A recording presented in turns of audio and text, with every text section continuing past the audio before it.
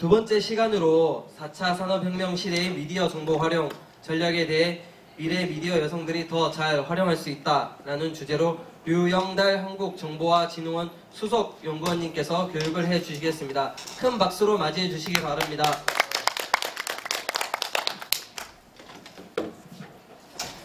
네, 안녕하세요. 방금 소개받은 유영달입니다.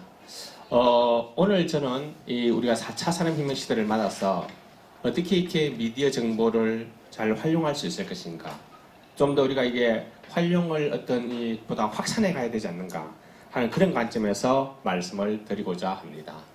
그래서 먼저 이제 지능정보사회와 미디어에 대해서 객관적으로 한번 훑어보고, 또 실제로 이제 스마트폰에서 SNS를 활용하는 여러 가지 이 방안들, 도구들, 그런 것들을 한번 살펴보고, 그 다음에 이 미디어 정보 활용과 우리가 미래의 전망에 대해서 몇 가지를 코멘트하고자 합니다. 지능정보사회와 미디어인데요. 우리가 이러한 표는 많이 보셨을 겁니다. 우리가 이게 지능정보화 사회에 대해서 사회적으로 이슈가 되고 지능정보사회 원년을 선포하고 한 것이 2016년이니까 이미 벌써 한 2년 내지 약 3년 가까이 우리가 이렇게 지능정보사회에 대해서 우리나라도 굉장히 많이 관심을 두고 이렇게 노력을 하고 있습니다. 특히 우리가 산업혁명 자체를 우리가 전기기관의 발명을 제1차 산업혁명이라고 생각한다면 하나의 기계화 혁명이죠. 두 번째는 우리가 19세기 말에서 20세기 초에 제2차 산업혁명, 즉 전기에너지에 기반해서 대량 생산이 나타나는 그런 시기라고 할 수가 있고요. 그 다음에 이제 제3차 산업혁명이 우리가 흔히 얘기하는 정보화 혁명이라고 얘기한다면, 제4차 산업혁명 우리가 정보, 기본적으로 빅데이터나 IoT 이런 기반의 정보화와 거기에 지능이 가미된 이런 시대라고 할 수가 있겠습니다. 그래서 우리나라가 사실 정보화 시대에서는 정보화도 출발이 우리가 빠르진 않았지만, 우리가 1994년도에 초속정보통신망 계획을 세우고, 또 1995년부터 우리가 초속정보통신망 1단계 사업을 추진하면서 실제로 인프라를 다른 선진국에 비해서 빨리 깔았기 때문에 우리가 정보화에서는 많은 여러 가지 부문적 지표에서 앞서갈 수 있었습니다. 그래서 우리가 2000년대 초반에는 전자정부 세계 1위, 혹은 인터넷 사용률 세계 1위, 혹은 여러 가지 이 초속 인프라를 이용한 여러 가지 이렇게 활용, 접근성에서 세계 1위, 그런 등등의 많은 지표에서 우리가 세계 1위를 유지하고 있었죠. 그러다 보니까 많은 나라들이, 특히 뉴욕 타임즈 같은 데서 2000대 초반에 미래 세계를 보고 싶으면 서울에 가서 보라, 이렇게 얘기할 정도로 우리나라가 이렇게 IT 분야에서 좀 앞서가는 것 같았고, 특히 인터넷 분야에서 좀 더 그러다 보니까 우리나라 사람들도 굉장히 자긍심을 가지고 뭔가 우리는 IT 선진국이다, 이런 그런 자부심을 느낄 수가 있었습니다. 근데 이제 그런 시대로부터 이미 시기가 한 15년 이상 이렇게 지나면서 점점 더 우리도 이제 우리나라가 IT 분야에서 앞서간다는 그런 자부심과 함께 약간의 매너리즘에 많이 빠졌던 것 같아요. 그런데 사실 우리가 그동안에 우리가 인터넷 분야에서 앞서간다고 하고 있었지만, 이제 미국이나 유럽에서는 기존의 단순히 정보화가 아니라 거기다가 지능이 가미된 새로운 많은 서비스들이 개발되고 그런 쪽에 연구를 많이 하고 있었던 겁니다. 사실 그런 점에서 보면 우리는 너무 과거의 이렇게 슬로건이나 우리에게 세워진 이렇게 왕관에 얽매여가지고 지난 한 십수년간 사실 우리가 그런 쪽에서 이렇게 도약하는 그런 움직임이 굉장히 적었다고 할 수 있습니다. 그러다 보니까 상대적으로 지금 우리나라 국민들이 요 근래 제일 충격받은 사건이 뭐겠습니까? 2016년 3월 달에 우리가 알파고와 이세돌의 바둑 대결 아니겠습니까? 한국은 적어도 2000년대 초반까지 세계에서 자타가 공인하는 세계 바둑 최강국이었습니다. 그리고 그 정점에 이세돌이라는 인물도 있었고요. 그런데 이제 저는 개인적으로 바둑을 조금 두기 때문에 그 당시 많은 뉴스들을 보면 이세돌도 바둑두기 며칠 전에 인터뷰에 바둑 대국이 성립되고 한 달쯤 전에는 이세돌은 이렇게 얘기했습니다. 인공지능에 기반을 둔 이 바둑이 기사가 굉장히 실력이 발달했다고 하지만 뭐 결과는 5대0 아니겠습니까? 이렇게 얘기를 했어요. 근데 알파고와의 대국을 한 며칠 남겨놓고는 뭐 한 판쯤 질 수도 있겠죠. 이런데 결과는 한 판 이기고 4판을 지는 그런 사태가 나타났고요. 그것도 그 이후의 바둑 역사에서 알파고가 유일한 1패를 당한 기록으로 남고 그 이후의 모든 세계적인 기사들은 다 알파고에 전패를 했습니다. 그래서 우리가 그만큼 인공지능의 어떤 이렇게 수준 혹은 역량이 확실히 급속도로 올라가고 있는데 거기에 비하면 우리나라는 좀 여전히 아직 그걸 추세를 못 따라가고 있다라고 할 수가 있죠. 사실 그런 알파고 사건은 우리나라 사람들에게 충격이었습니다. 그래서 우리가 이렇게 그동안 어떤 다른 나라에서 발전하고 있는 이런 기술 수준을 못 따라갔구나 하는 그런 어떤 하나의 자괴감이 들고 그제서야 우리가 지능정보와 어떤 산업에 대해서 많이 어떤 이렇게 분석을 하고 지능정보와의 원년을 선포하고 이런 사태가 지금 한 2년여 동안 이렇게 계속되고 있죠. 그 사이에 우리가 많이 이제 소개가 되어서 사실 어떤 이 지능정보 사회에서 IT 기술을 활용한 그런 다양한 서비스들에 대한 소개가 많이 이루어졌습니다. 아마 여러분도 다 매스컴을 통해서 여기 있는 기술들을 한두 번 정도는 이렇게 간접적으로 보시거나 느끼거나 했던 경우들이 많이 있을 것 같습니다. 뭐 요즘은 보면 그 로봇 어드바이저 같은 경우는 상당히 지금 어떤 현실화되고 있는 것 같아요. 과거에는 우리가 이렇게 정권을 분석해서 고객들에게 알려주는 어떤 이 애널리스트들이 상당히 돈도 많이 벌고 또 실제로 주목받는 이런 직업이었고 제 주변에 있는 예전에 어떤 그 우리 여직원들은 보면 남편이 정권 애널리스트라고 이게 자랑도 하고 그러다 보니까 실제로 얘기 들어보니까 뭐 한 2, 3년 만에 아파트도 한 채씩 사고 이런 것도 많이 봤거든요. 근데 요즘은 저 로봇 어드바이저가 있어서 로봇 어드바이저는 말하자면 어떤 이 빅데이터와 알고리즘입니다. 정권 거래가 일어나는 무수한 케이스를 그런 어떤 빅데이터를 모아놓고 그 빅데이터를 이런 알고리즘을 접목시켜서 말하자면 분석해내는 것이죠. 마치 알파고가 그 27만 판인가요? 그런 어떤 이 프로들의 대국을 모두 다 데이터 저장해서 그걸 분석해서 다음 수를 찾아내고 나중에는 알파고 자체 내부적으로 그 게임을 자체적으로 가상 게임을 해서 수백만 판의 어떤 게임을 만들어냈듯이 지금 이 로봇 어드바이저도 그런 식으로 정권을 분석해서 실제로 자기 고객들에게 이렇게 여러 가지 정보를 제공하는데 굉장히 어떤 확률적으로 높은 확률을 제공한다고 합니다. 그래도 물론 어떤 뭐 종종 정권 회사들은 그 로봇 어드바이저도 이렇게 그 분석 분석 내용이 잘못돼 가지고 뭐 좀 이렇게 손해를 끼친 고객도 있기 때문에 뭐 그런 고객들 때문에 가끔씩 곤욕을 치른다고는 합니다만은 그래도 앞으로는 우리가 과거에 사람이 어떤 나름대로 굉장히 어떤 이 분석적이고 지능화된 부분을 한다고 했던 일들이 이제는 점점 기계에 의존하는 이런 식으로 넘어가고 있는 것이죠. 그리고 또 이제 보면 우리가 최근에는 이 감정 엔진이라고 하는 부분도 등장했습니다. 감정 엔진은 뭐냐 하면 예를 들어서 우리가 운전을 할 때에 앞으로 자율주행 자동차가 우리 생활의 하나의 어떤 대세로 점점 등장하게 될 것입니다. 지금 우리나라는 법률적으로 자율주행 자동차를 한 2022년까지는 운행 못하도록 하고 있어요. 하지만 우리가 작년에 그 자율주행 자동차 시범 운행을 했고요. 시범 운행은 판교에서 수원까지 이렇게 자율주행 자동차 시범 운행을 한 27km 했는데 모든 운행에서 아무런 장애나 실수가 없었습니다. 다만 이제 이렇게 IC를 빠져나갈 때에 이게 거기에 탑승한 연구자가 조금 이렇게 수동으로 이게 지원을 조금 했고 또 그런 부분에서 약간 이제 이 자율주행 자동차의 여러 가지 판단이나 이런 것들에 대한 어떤 뭐 조금의 어떤 그런 어떤 지원 이런 게 필요하지만 현재는 자율주행차가 고속도로에서 우리나라에서 고속도로에서 시험한 건 처음이거든요. 고속도로에서 충분히 그렇게 스스로가 운행하고 스스로가 어떤 이렇게 톨게이트를 통과할 수 있는 이런 능력을 갖추게 된 것이죠. 미국은 뭐 여러분이 워낙 뉴스에서 많이 보셨다시피 테슬라라든지 구글이라든지 이런 데서 자율주행차가 많이 돌아다니고 있습니다.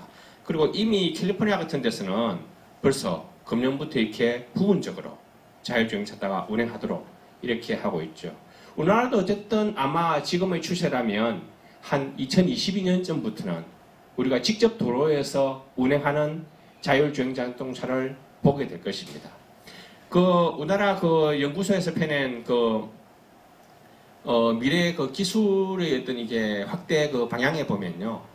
우리나라가 한 2032년인가 그 무렵이 되면 실제로 우리나라 도로에서 10몇 % 이상의 자율주행 자동차들이 움직이는 것을 우리는 보게 될 겁니다. 그리고 심지어 저희 동생도 공대 출신인데 아마 앞으로 한 10년 이후에는 굳이 이제 더 이상 이렇게 가솔린 차 안 사도 될 거라고 그런 얘기를 하더라고요. 왜냐하면 그때 돼서 새 차 바꿀 때가 되면은 당연히 자율주행 자동차를 바꿀 거기 때문에 그만큼 우리가 이런 어떤 기술의 변화 속도가 빨리 진행되고 있다 하는 것을 보여주는 것입니다. 또한 우리가 이제 일본의 경우에는 페프라는 어떤 그런 돌봄 서비스 이게 로봇이 있어서 실제로 어떤 홀로 사는 노인이라든지 아니면 아기를 케어한다든지 이런 많은 활동들을 지원하고 있거든요. 근데 이런 활동들이 지금 페퍼가 이제 되게 노인과 홀로 사는 독거 노인과 함께 생활하는 페퍼는 한 1,000만 원 정도 한다고 합니다. 근데 그 정도만 되면 또 실제로 그보다 좀 더 어떤 가벼운 케어를 하는 페퍼들은 한 500만 원 정도도 있나 봐요. 근데 그 정도가 되면 앞으로 많은 가정에서 그런 어떤 이렇게 돌봄 서비스 로봇들을 이렇게 활용을 하게 될 거거든요. 그만큼 우리의 생활이 바뀔 수 있다 하는 것을 보여주는 것이고요. 그 다음에 우리가 여러 가지 어떤 이렇게 가상현실을 통해서 앞으로 우리가 지금까지 상상하지 못하던 이런 것들을 많이 경험하게 될 텐데 우리가 VR, MR, AR, AI는 우리가 증강현실 아니겠습니까?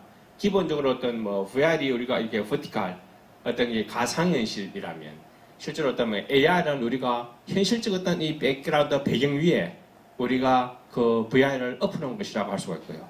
그래서 현실을 더욱더 확대, 증강시키는 것이라고 한다면 우리가 MR은 바로 그 두 가지를 어떤 혼합한 어떤 이렇게 믹스드 리얼리티 그런 게 되는데 그거는 그렇게 MR 정도 단계가 되면 결국 현실과 가상이 거의 공존 병존하는 이런 상태가 되는 것이죠. 예를 들면 우리 가끔 광고 같은 데서 나오는데 광고 같은 데서 보면 어떤 유리창이 큰 유리창이 있는데 유리창 안에 갑자기 고래가 확 튀어나온다든지 물론 지금 그런 것들은 보면 사실 그래픽입니다. 그런 것들은 지금 광고 같은 건 그래픽이지만 실제로 지금 믹스드 리얼리티에서는 그런 것도 이렇게 구현할 수가 있고 예를 들면 이제 우리가 쇼핑을 할 때, 백화점 같은 데 가서 쇼핑할 때 지금은 전부 다 이게 우도 벗으라는 둥, 탈의실 들어가서 이게 바꿔 입고 나와보라는 둥, 다 이렇게 하잖아요. 앞으로는 우리가 어떤 매장 앞을 이렇게 걸어갈 때, 걸어가고 그 옷을 딱 주목하면 그 옷에서 보여주는 여러 가지 어떤 이렇게 느낌이나 나의 체형에 맞던 이런 것들을 스스로가 느끼면서 판단할 수가 있는 그런 하나의 시대가 오게 된다는 것이죠. 그래서 이런 현상들이 실제로 우리들 생활에 머지않아 아니면 일부는 지금 사실 이미 우리 눈앞에 조금씩 이렇게 구현되고 있는 것을 볼 수가 있습니다. 이것이 우리가 지능정보 사회가 우리에게 보여주는 여러 가지 어떤 모습들이고요. 우리가 허사이즈의 얘기에 따르면 2046년부터는 우리가 좀 더 인공지능의 어떤 이렇게 여러 가지 지적, 여러 가지 어떤 능력이 인간을 초월하는, 넘어서는 그런 단계가 된다고 하는데 또 어떤 학자는 그렇게 빨리 오진 않을 테고 2060 몇 년도에 온다는 학자도 있고 학자마다 얘기가 많이 다릅니다.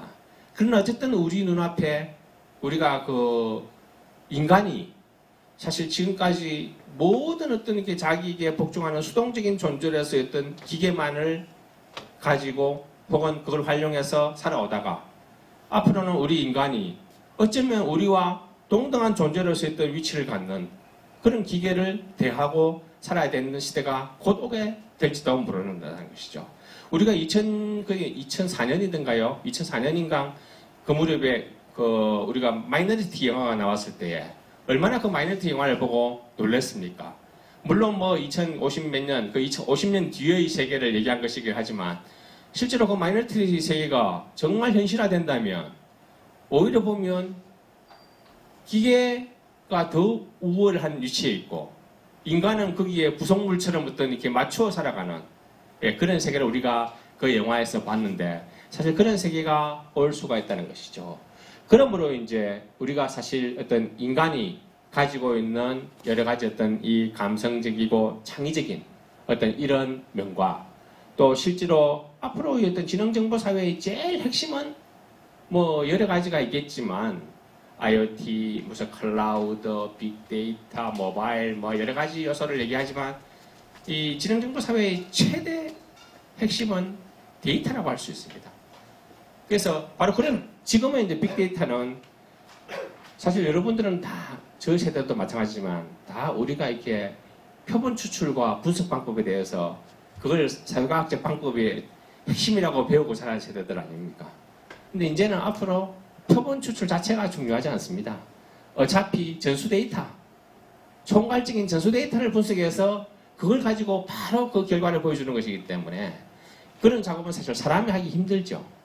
그래서 결국 데이터 분석과 거기에 따른 나름대로의 반복 작업을 통한 나름대로의 어떤 자기 원리를 깨닫는 이런 기계와의 어떤 그런 공존 상태가 될 텐데 과연 이것이 뭐 친구가 될지 적이 될지 정말 우리가 공상과학 영화에 나오는 것처럼 그런 어떤 상태가 될지 그거는 우리가 좀 더 두고 봐야 되겠죠.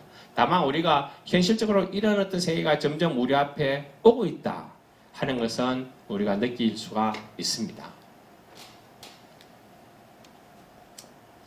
그래서 이런 어떤 스마트 문화가 우리가 앞에 오면 실제로 이제 기본적으로 여러 가지 이제 단순히 기술 문명이 그 기술 문명으로서만 끝난 것이 아니고 기술 문명은 곧 그 사회의 여러 가지 어떤 이렇게 관계의 틀을 바꾸고 동시에 그러다 보면 사회 구조도 변화시키는 그런 면들을 볼 수가 있는데요. 일단은 우리가 사회 관계의 변화를 먼저 생각해 볼 수가 있습니다. 사실 저도 아까 이제 그 앞에 김창남 교수님 그 발표를 들으면서 여러 가지 우리가 이게 뭐 인터넷과 뭐 웹과 이런 얘기를 했을 때 한번 생각을 해봤어요. 저도 가만히 생각해보면 하루에 뭐 카톡을 한다든지 페이스북을 한다든지 아니면 뭐 이렇게 텔레그램을 한다든지 그런 시간이 생각보다 만만치 않습니다. 지금 대구에 오는 차 안에서도 거의 한 절반 정도는 그런 걸 하다가 왔는데요. 아마 평균 하루에 제 생각에 제 스스로를 돌아보면 하루에 최소한 2시간 이상은 뭔가 그런 걸 하지 않나. 어쨌든 끊임없이 하루에 2-3시간은 손가락을 까딱까딱거리면서 사는 이런 삶의 방식이 되는 것 같아요. 그 사람을 만나진 않았지만 만나듯이 계속 대화를 메시지를 주고받는 겁니다. 그런 관계가 변화되는 것을 볼 수가 있고요. 또한 우리가 이때 사회 전체도 말하자면 어떤 종합적으로 하나의 어떤 이렇게 컨트롤을 하고 그것을 이때 사회 전체에게 동시적으로 영향을 미치는 이런 사회 구조로 바뀌어가는 것 같습니다. 그리고 실제로 어떤 우리 어떤 이 여기 사회 생활 자체도 실제로 우리가 어떤 스마트 홈 우선 집에서부터 실제로 우리가 어떤 이렇게 가정의 어떤 여러 가지 구조가 변하고 또 어떤 대학교 스마트 캠퍼스로 변하고요. 그리고 이 자동차도 당연히 앞으로 자율주행 자동차로 변하겠죠. 뿐만 아니라 우리가 스마트 시티가 되면 도시 전체를 움직이는 하나의 어떤 그런 이 프로그램들도 같이 작동을 하게 될 것입니다. 그리고 이제 이러한 어떤 그 과정에서 실제로 이제 이게 새로운 세대들 이런 세대들이 많이 등장하게 되는데 결국 어떤 이 하이퍼 시대입니다. 우리가 이게 하이퍼 시대는 누구죠? 저 IT 문화원의 김중배 쌤이 자기 책에서 이렇게 소개한 개념인데 실제로 일종의 이게 소셜 웹 혁명을 주도하는 그런 하이퍼 세대. 이 사람들은 말하자면 어떤 그냥 사람을 만나서 우리가 옛날로 치면 사람을 만나면 뭐 반갑다 친구야 뭐 어떻게 뭐 건배 뭐 이렇게 뭐 그런 어떤 이 실질적인 어떤 관계를 촉진시키는 많은 대화를 통해서 서로 이렇게 뭐 이게 유대도 강화하고 이렇게 하는데 이 하이퍼 세대들은 그렇지 않다는 겁니다. 실제로 보면 저희 그 애들 세대만 제 애들이 다 20대인데요. 제 애들 세대만 하더라도 그렇게 빈번하게 친구를 만나는 것 같지 않아요. 쟤들 때에 비하면. 근데 그 친구들은 끊임없이 뭔가 손으로 움직이는 거죠. 손으로 움직이고 저녁 되면 침대에 누워서 이렇게 해서 계속 보면 뭘 주고받고 이게 이제 이런 세대의 어떤 이 변화가 생기는 겁니다. 그리고 어떤 이 디지털 이중자 이런 것 속에 형성되는 것을 볼 수 있고 또한 뭐 잘 아시다시피 디지털 노마드 뭔가 이렇게 자유롭고 이 디지털 세계 속에서 어떤 나름대로 어떤 이 새로운 세상과 끊임없이 어떤 이렇게 찾아 떠나는 어떤 그런 것을 볼 수가 있고요. 그와 동시에 우리가 또한 이런 인터넷 세계에는 여러 가지 역기능도 발생시키는데 뭐 중독이라든지 또 사이버 범죄라든지 또 뭐 개인정보의 어떤 침해 문제나 뭐 이런 여러 가지 또 문제가 발생합니다. 이 문제에 대해서는 나중에 우리 조중문 박사님께서 또 한번 따로 말씀을 해 주실 것 같고요. 결국 어떤 이런 우리가 지금 접하고 있는 많은 이런 어떤 세계에서 실제로 보면 결국 사람의 관계가 가장 중요한데 근데 그 관계를 전하는 방식이 계속 변하는 것을 볼 수 있습니다. 그래서 우리 인간이 의사를 표현하고 의사를 전달하는 이런 방식이 뭐 테스터 혹은 마이크, 벽보 이런 과정을 여러 가지 거쳐서 결국은 인터넷으로 이렇게 나아가고 있는데 인터넷 특징을 우리가 다 피부로 느끼고 있죠. 근데 점점 이렇게 변해가는 방식이라고 하는 것은 결국 우리가 시간적, 공간적 제약을 없앨 뿐만 아니라 갈수록 한꺼번에 보다 많은 사람들에게 보다 동시적으로 많은 내용을 전달할 수 있는 이런 방식으로 점점 가는 것을 볼 수가 있습니다. 요즘 뭐 트위터도 이렇게 많은 팔로워를 가진 사람들은 100만 단위의 팔로워를 가지고 있더군요.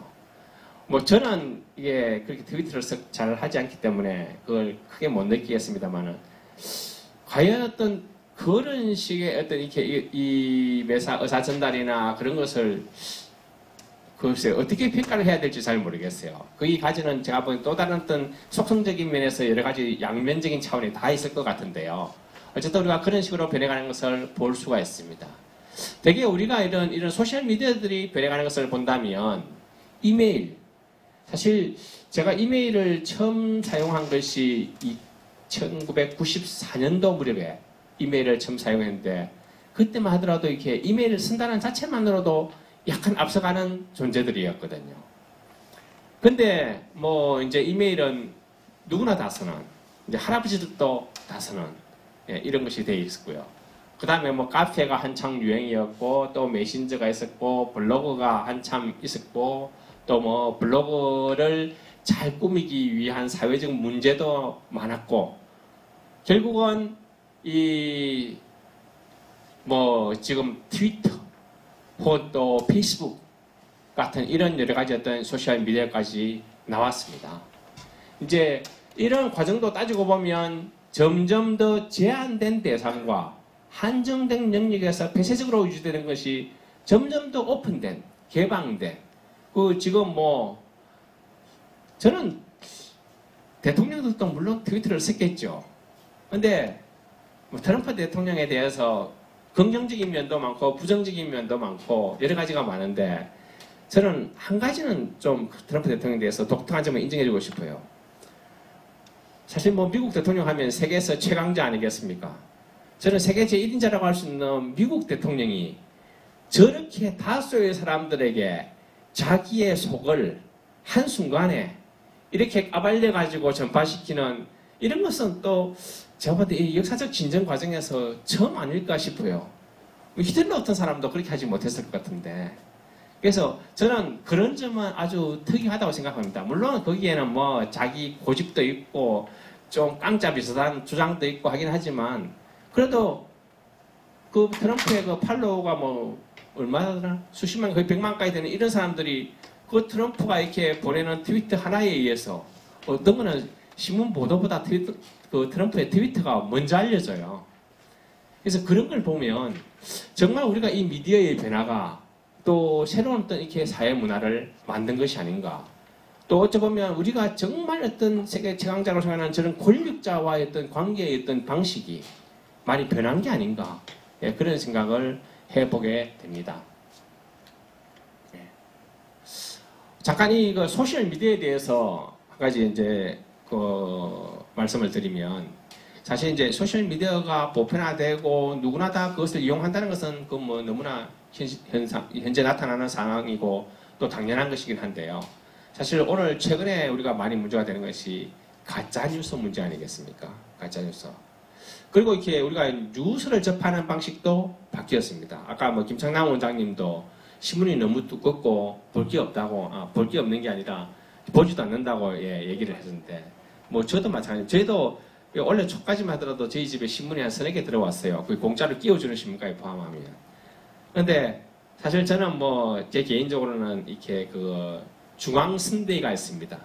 옛날 뭐 나이 드신 분들은 알지 모르면 그 일요선대위 이런 게 아니고, 중앙선대위라고 해서 이 분석 기사를 내주는 그런 신문이 있었는데, 그걸 이제 좀 오랫동안 봤어요. 제 친구가 그 중앙일보에 있어서.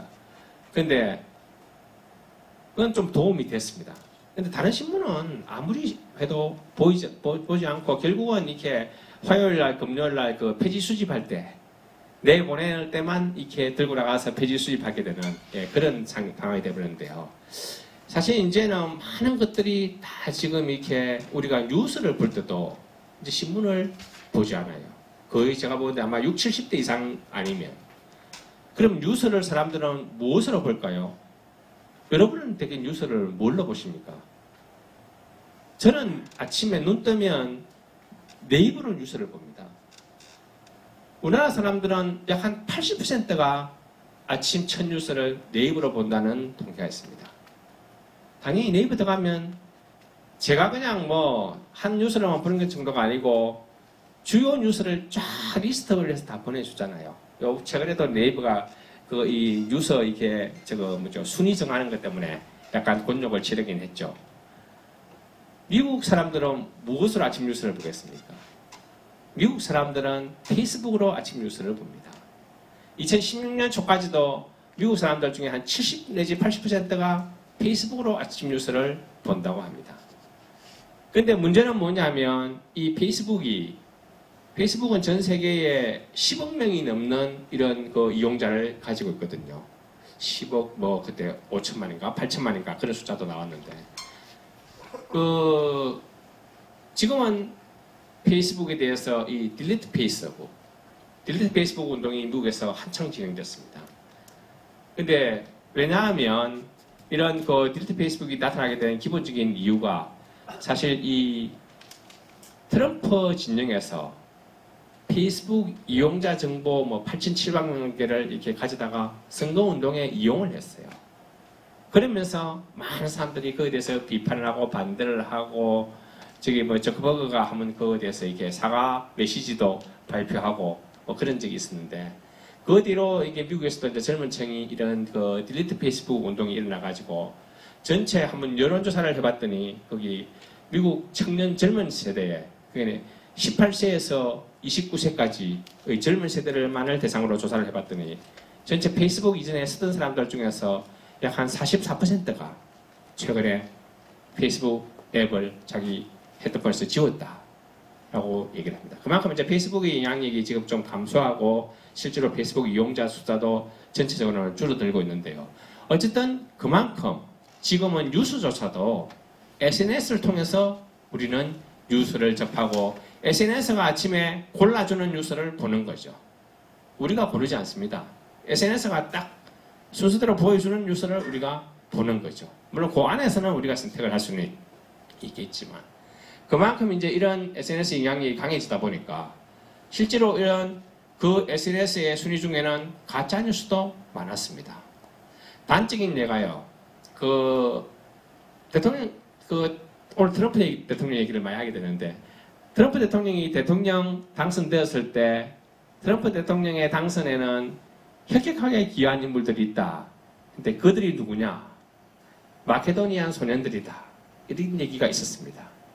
아마 마케도니아 소년들 얘기를 들어보신 분들도 있겠지만 이 마케도니아 소년들이 말하자면 마케도니아에 보면 마케도니아는 여러분 잘 알다시피 그리스 북쪽에 있는 작은 나라 아닙니까? 인구도 불과 한 3,400만 밖에 안 되는 물론 알렉산더 대왕이라는 위대한 인물을 배출하긴 했지만 그리고 국민소득도 낮아요. 국민소득도 불과 뭐 10,000불인가 얼마 되지 않는 그런 나라인데 불과 몇만 명밖에 안 되는 그 마을에 사는 어떤 그 소년들이 뭔가 이런 여기저기서 나타나는 자질구레한 어떤 이런 소스들을 전부 다 모아서 기사를 만드는 거예요. 처음에는 이제 인터넷에 뿌렸더니 사람들이 관심을 끌었죠. 근데 그게 점점 또 올렸더니 그걸 전부 다 사람들이 퍼나르는 거예요. 그러면서 점점 또 나중에 거기다가 수입이 생기는 거예요. 그래서 그게 미국 대선 기사에 더 다 올라가고 그 마케도니아 소년들의 기사가 페이스북이 뉴스를 정리하니까 뉴스 차트에도 찌찌 오르는 거예요. 그리고 이 친구들, 얘네들은 그게 돈이 되니까 계속 그걸 하는 거예요. 얘네들은. 그 소년들이, 청소년들이 어디 가서 그렇게 큰 돈을 벌겠습니까? 들리는 소문에 마케도니아 소년들은 미국 대선 기간 중에 100만 불을 벌었다는 얘기도 있는데요. 그 가짜뉴스가 결국 이 참 정말 어이없는 이 소년들이 만든 가짜뉴스가 전 세계 매스컴을 뒤집고 미국 선거판에도 영향을 미친 것입니다. 결국 어떤 그 미국 대선은 트럼프 대통령이 실질적으로는 한 5만 평강, 7만 평강 적게 얻었지만 선거인단을 많이 확보해서 겨우 대통령이 당선됐는데요. 이러한 그 매개 고리 역할을 하는 것이 사실 지금 SNS다라고 할 수 있는 것이죠. 그만큼 SNS는 실질적으로 단순히 우리 개인의 메시지를 주고받는 역할 이상으로 우리들의 사회관계를 변화시키고 실제로 이때 사회에 중요한 관계조차도 그만큼 영향을 미치고 있다 하는 것을 알 수가 있습니다. 자, 그러면 이제 우리가 스마트폰에서 이 SNS를 활용하기라는 것을 한번 넣어봤는데요. 사실 이 스마트폰에서 SNS를 활용하는 여러 가지 어떤 이용하는 것들은 가장 우리가 많이 하는 것이 카카오톡을 활용하는 것이 있을 테고 또 오늘날 사람들은 이렇게 처음에는 동창들이나 학교 관련 친구들을 연결하는 것부터 시작해서 이렇게 밴드를 많이 활용하게 되고요. 그 다음에 또 최근에는 정말 이 사진이 중요해진 것 같아요.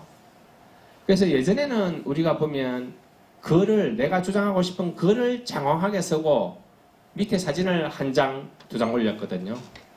요즘은 여러분 페이스북에도 점점 이제 사진이 많이 올라오고 인스타그램 같은 데 가보면 사진이 훨씬 더 많이 올라오고 기타 다른 데도 보면 많은 것이 사진이 이렇게 있고 웹진 제가 또 지난 6월 달에 어떻게 하다 보니까 과학기술정보통신부 웹진에 제가 이렇게 약간 표지앱을 하나 내게 됐는데 웹진 이런데 요즘 기관마다 다 웹진이 있어요. 웹진을 자주 보시는지 안 보시는지 모르겠지만 대부분의 기관마다 웹진을 다 발행합니다. 근데 이 웹진도 보면 전부 다 웹진이라는 게 뭐겠습니까? 되게 짤막하게 이게 컴팩트하게 만들어서 사람들에게 금방 이게 뿌리는 거 아니겠습니까? 그러다 보니까 사진이 많이 들어가요. 큰 사진이. 그래서 저도 이게 글 만들면서 처음에는 글을 길게 썼어요. 제 딴에는 뭔가 내용을 설명해 줘야 될 것 같아서. 글을 길게 썼더니 거기 정통부 웹진 담당자가 글은 그렇게 많이 안 써도 되니까 무슨 사진을 넣으면 좋을지 그게 저작권에 안 걸리는지 그런 걸 좀 잘 봐달라고 하더라고요. 이제 지금은 많은 것들이 그렇게 이렇게 만들어지고 전달이 되고 이런 것을 볼 수 있기 때문에 그리고 이제는 아까 1인 미디어도 앞에서 김상남 원장님 말씀하셨지만 실제로 우리가 어떤 사진은 바로 자신이 바로 이렇게 미디어로 만들어서 공유할 수 있는 이런 수단이죠. 그런 것이 있고 그 다음에 동영상도 요즘은 새로 나온 동영상 앱들은 자기 스스로가 동영상을 바로 만들 수가 있습니다. 편집 제작까지 이렇게 할 수도 있고 그 다음에 우리가 여러 가지 교통정보 앱도 활용할 수 있는데 사실 처음에는 사실 제가 좀 이렇게 이런 것들을 가지고 처음에는 이제 이게 주부들을 대상으로 이렇게 교육을 한다고 해서 좀 주부들을 보고 이렇게 휴대폰 들고 이런 것도 합니다. 해보세요. 그렇게 하려고 했는데 지금 우리 여기 계신 분들은 뭐 너무나 다 이게 잘 아시고 많이 사용하시기 때문에 제가 따로 뭐 얘기할 필요는 없을 것 같습니다.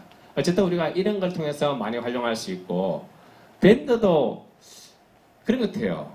제가 한 몇 년 전에만 하더라도 가끔 어떤 이 모임에 가보면 어떤 분들이 나는 막 밴드가 한 10개가 넘어. 그래서 막 밴드 관리하기도 힘들어. 이렇게 막 은근히 자랑하듯이 이렇게 말씀하시는 분들이 있었어요. 근데 제가 보기에 요즘 사회활동 좀 많이 하시는 분들은 밴드 10개는 기본이고요. 밴드 30개씩 하시는 분들도 있어요.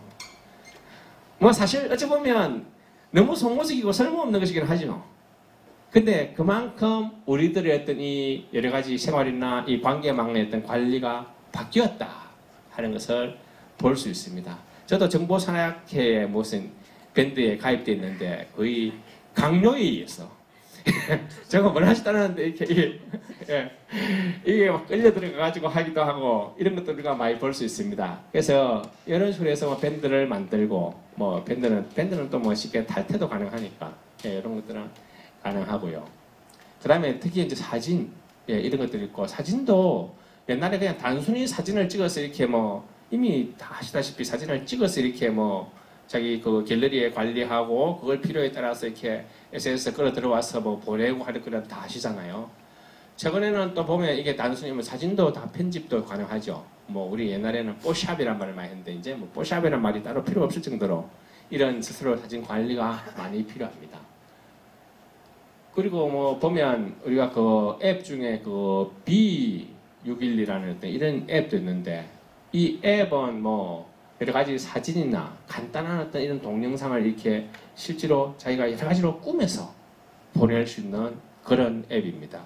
뭐 그렇게 이게 어차피 플레이스토어에서 이게 다운받아서 하면 거기 있는 제시되는 순서대로만 하면은 금방 할 수 있는데요. 뭐 가끔 우리 왜 인스타그램에 들어가 보면 저런 그림이 많아요. 보면 뭐 무슨 토끼 이렇게 모양을 하고 고양이 이게 수염을 하고 뭐 이게 앞뒤로 뭐 이게 여러 가지 하고 뭐 이런 것들이 많이 나오는데 이게 대부분 다 B612를 활용한 자기 이렇게 이 사진이나 동영상의 이 일종의 뽀샵이죠. 예, 이런 작업을 통해서 이것도 뭐 지금은 아주 쉽게 뭐 금방 뭐 1, 2분 한 2, 3분 만에 내가 원하는 형상으로 다 만들 수 있습니다. 예. 그래서 이런 작업들이 전체적으로 다 가능해진다는 거죠.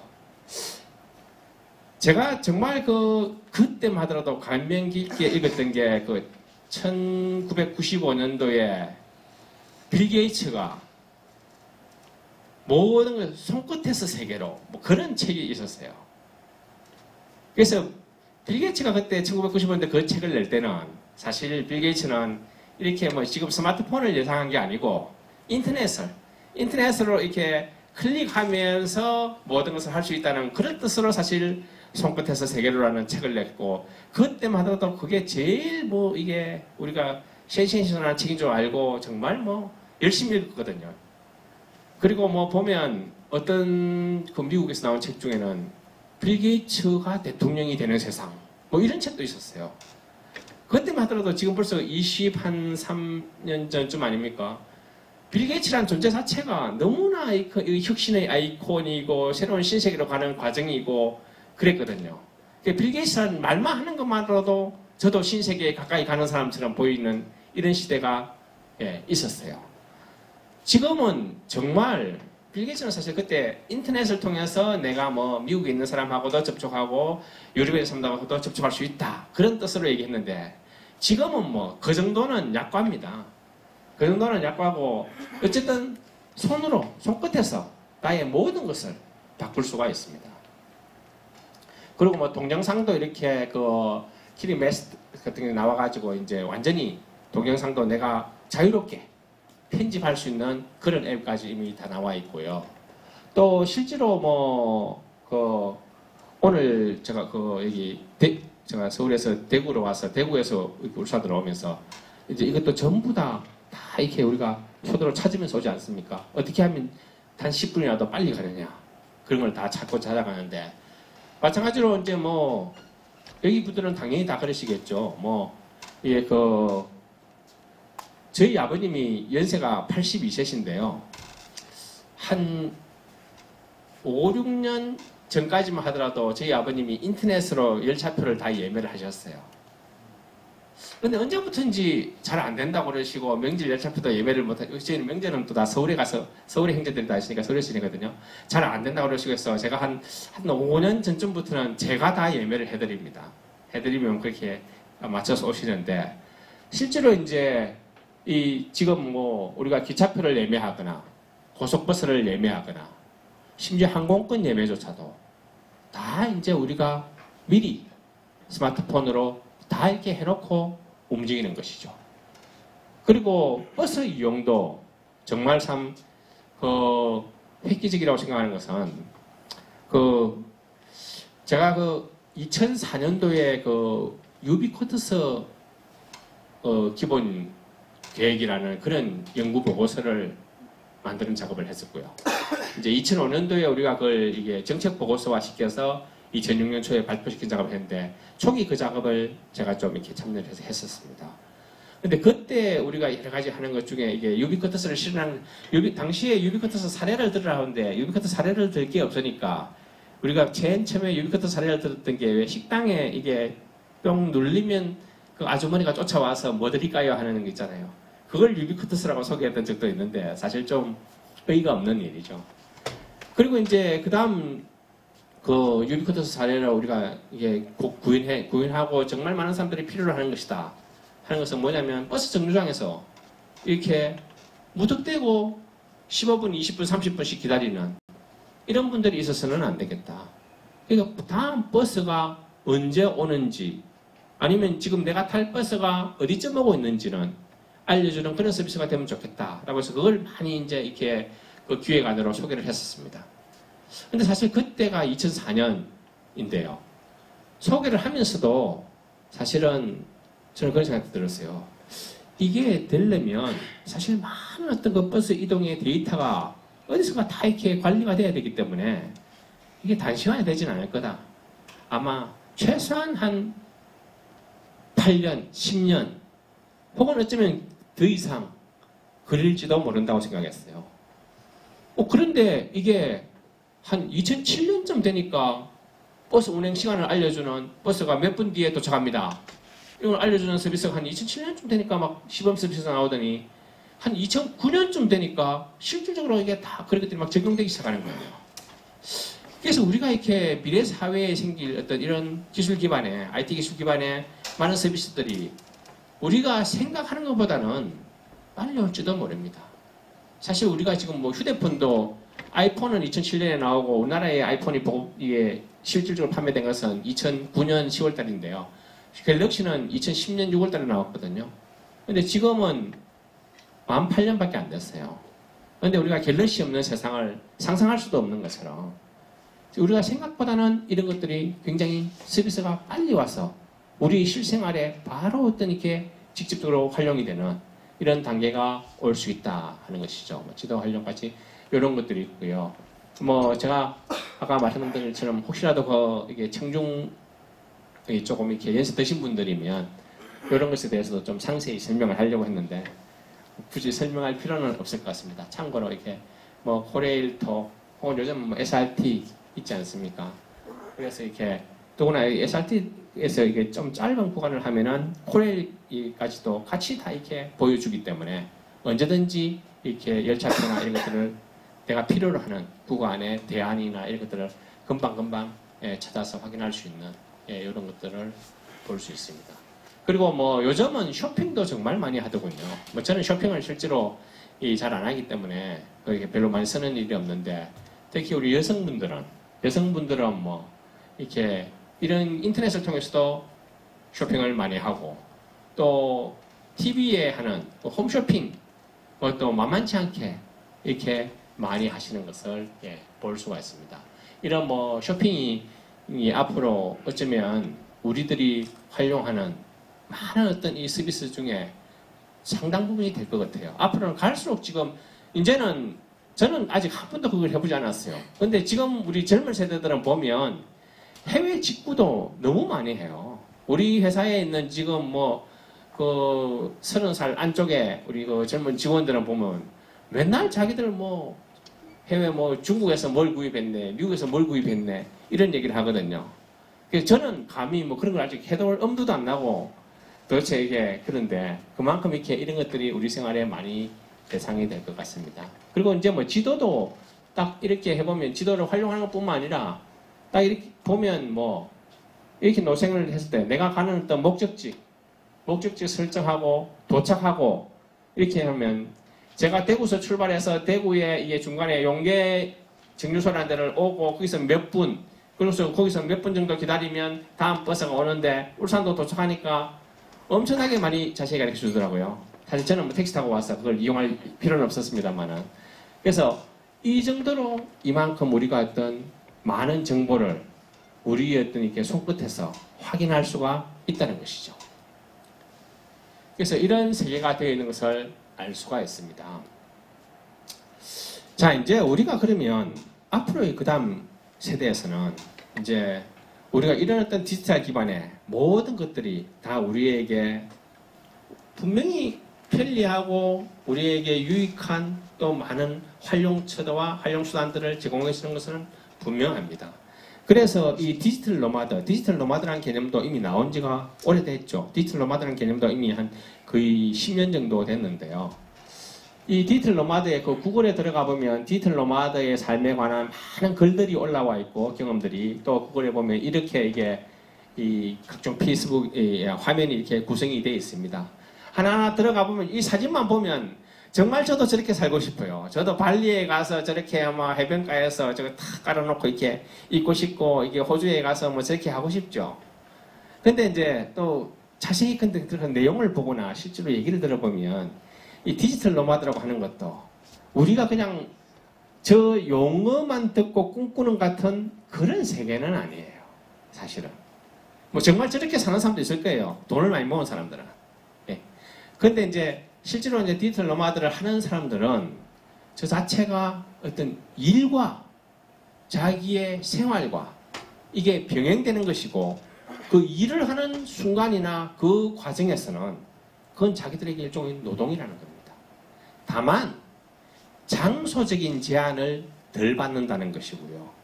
그렇다고 해서 우리가 경제적 수입이 없이 마냥 디지털 노마드를 해갖고 온 세상에서는 돌아다닐 수는 없으니까. 그래서 이러한 어떤 현실이 우리에게 나타났을 때 좀 더 우리가 여기에 대해서 많이 분석할 수 있는 부분이 필요하고 또한 이러한 새로운 세계에서는 우리가 이전에 했던 여러 가지 어떤 선형 기반의 문화적 기반이었다면 그것이 저명 문화로 되면서 실제로 어떤 그 우리가 가지고 있는 앞으로의 많은 어떤 이게 정보나 이런 것들이 이전과는 다른 가치와 다른 팩트를 가지고 이렇게 우리에게 다가오게 됩니다. 예를 들면 우리가 어떤 이 한 가지 중요한 지식이나 정보를 알았다고 했을 때 옛날에는 그걸 오래전부터 알고 많이 누적한 사람이 강자였잖아요. 앞으로는 그렇지도 않습니다. 그 필요한 타이밍에 필요한 정보를 가장 빨리 가장 어떤 최신의 정보를 얻는 사람이 강자가 되는 거죠. 그리고 그 상황과 환경이 변해버리면 그 지식은 소멸되어 버리는 거예요. 어떤 이러한 어떤 새로운 어떤 문화가 만들어지고 있고요.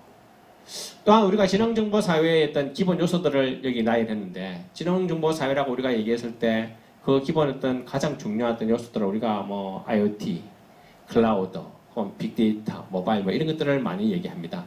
어쨌든 이런 것을 활용해서 실제로 우리가 여러 가지 뭐 산업 분야에서도 많은 것을 볼 수가 있고 공장이든 군사적이든 혹은 또 다른 여러 가지 인간을 쓰기에 어시스턴트 하는 그런 것들이든 혹은 뭐 앞에서 말씀드린 자율주행 자동차 같은 어떤 저런 것들 또 드론이 굉장히 보편화될 거라고 합니다.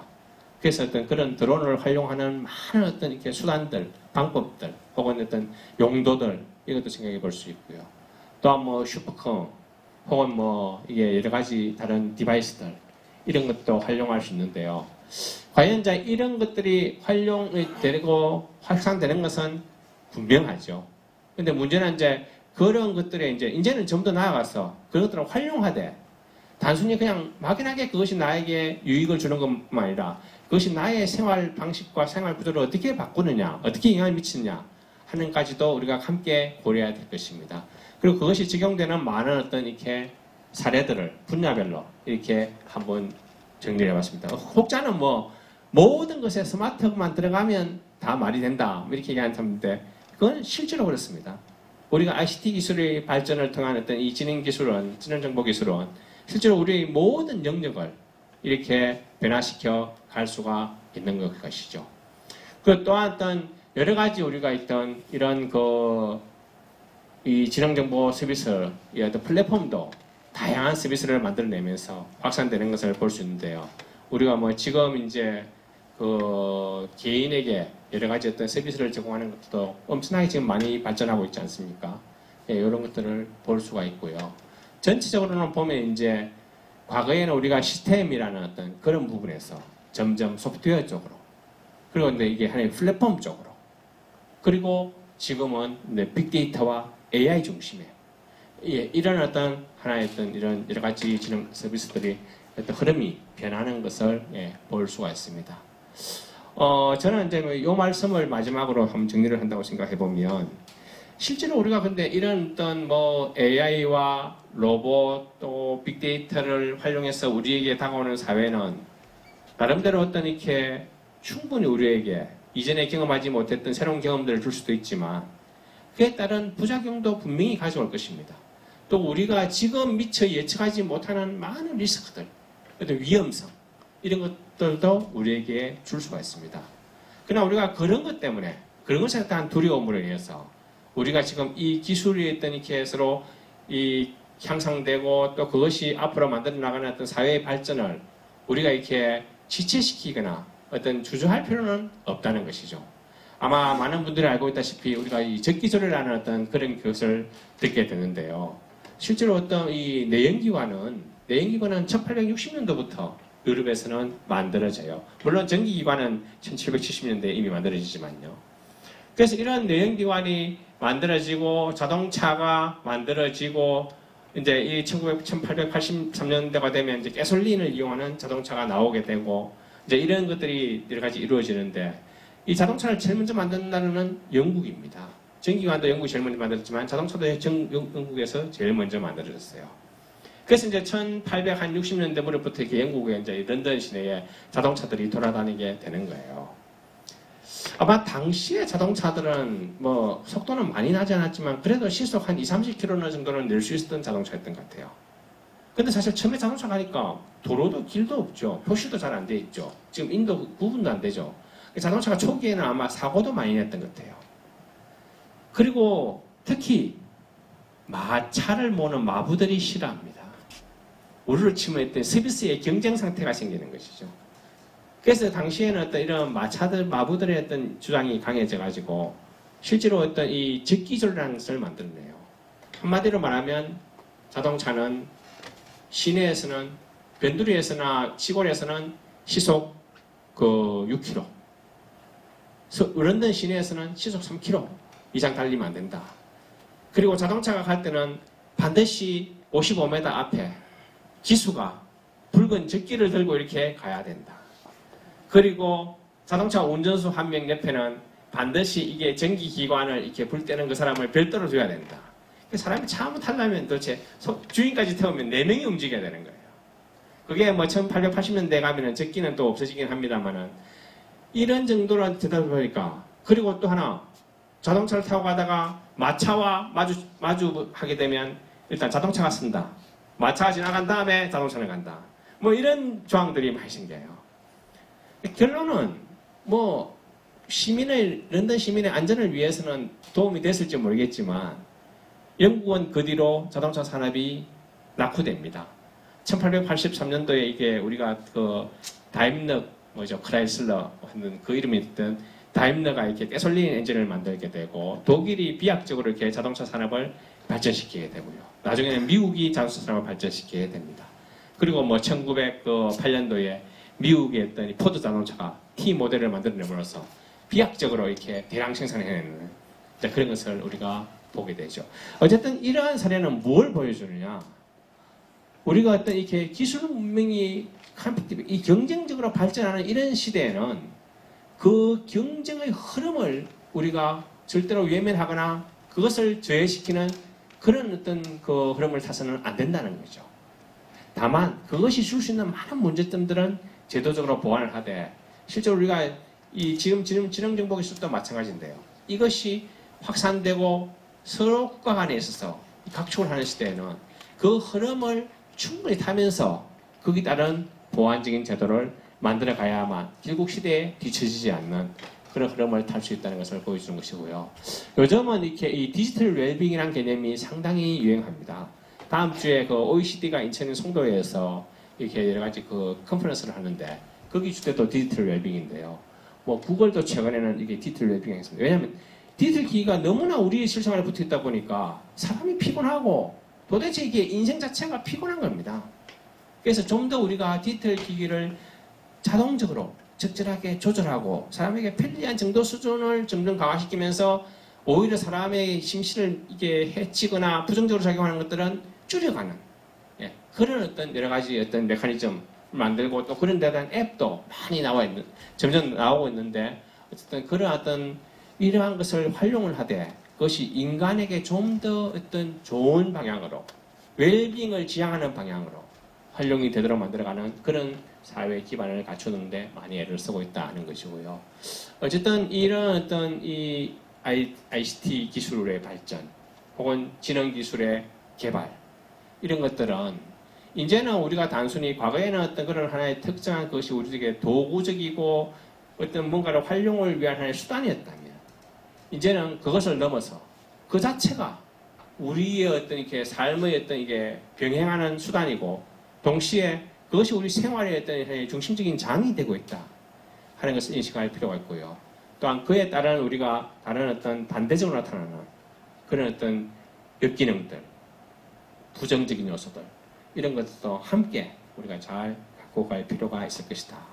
그래서 우리가 좀 더 사회 전체가 균형 잡히고 또 나름대로 우리의 전체적인 삶의 질도 이렇게 발전하고 웰빙을 지향하는 그런 삶이 되도록 하는 것이 중요하다 하는 말씀을 드리고 말씀을 맺도록 하겠습니다. 감사합니다. 훌륭한 강의를 해주신 류영달 연구원님께 다시 한번 큰 박수 부탁드립니다.